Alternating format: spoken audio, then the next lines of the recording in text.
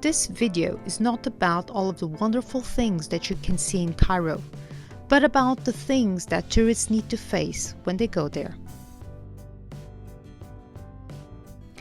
Before talking about Cairo, let me just tell you about my 6-hour stopover in Casablanca.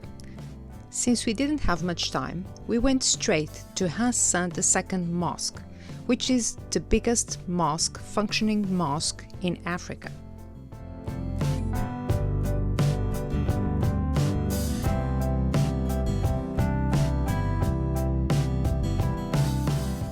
Stopovers are a good way to get to know a city without spending much money. Just check how many hours you have and prepare your itinerary carefully.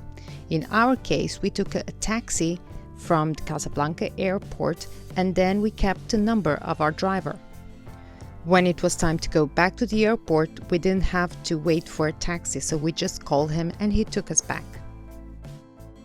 But let's talk about Cairo. Since communications are very expensive, I advise you to buy an internet card at the airport. And if you're thinking that you are going to walk around freely around Cairo by yourself, make no mistakes, that's not going to happen. It's not safe. I advise you to rent a driver and a car, either at your hotel or at some of the car rental companies that are around the city. And if you're thinking about taking taxis, some taxis are shared, so they might just stop and get someone else inside with you. So it's not only for you, some taxis are shared. We paid about $75 per day, but he took us everywhere we wanted to go. He told us we shouldn't go alone to the el-khalili market because of the harassment of the sellers, so he went with us and he even bargained some things that we wanted to buy.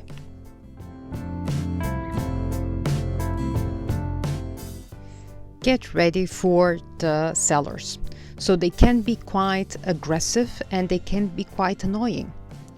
When we went to the pyramids, our driver left us about 100 meters away from the ticket office, and we immediately had many people there asking us to buy things. One even told us that we were 7 kilometers away from the pyramids and that he would take us there by horse and cart. So it was simply unbelievable. This was where we were standing. Some will even charge you for the pictures you take of the camels or even just to sit on one. But don't let them ruin your experience here. So ignore them or let them know you're not giving them any money and just enjoy. A very curious thing was that many teenagers were always asking my daughter to take pictures with her. We were told that families and teachers are proud of young people who interact with foreigners. Being a language teacher myself, I can totally understand that.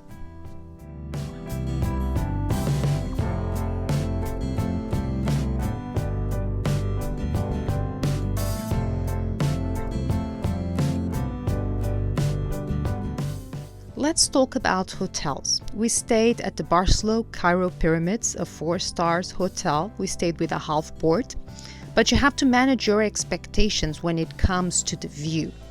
95% of hotels in Cairo do not have the views that you see online. So you most likely will have a view such as this. So you need to be able to afford a view to the pyramids or to the Nile, for example. And also, traffic is chaotic. It was chaotic even during the night. We also went to the Cairo Museum. We were lucky because not all of the pieces of the Tutankhamun collection had been taken to the new museum, so we were able to see some. And also they have guides in some languages if you want to have an expert telling you exactly what each piece or each gallery means.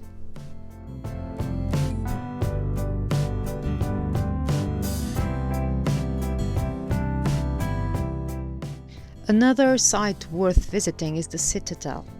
But please do not forget to dress appropriately. So women need to wear a scarf inside and the shoulders need to be covered. Do not feel frightened by some of the things I've said on this video. I wish I was prepared when I came, but my experience was wonderful, and I'm actually coming back here hopefully in 2024 as soon as the Grand Egyptian Museum opens. The only thing I'm changing is the hotel. I will probably be staying at the airport hotel, the Meridian, which was nice. I had lunch there just before coming home, and since I'm booking a car and a driver, it doesn't really make a difference where you're staying.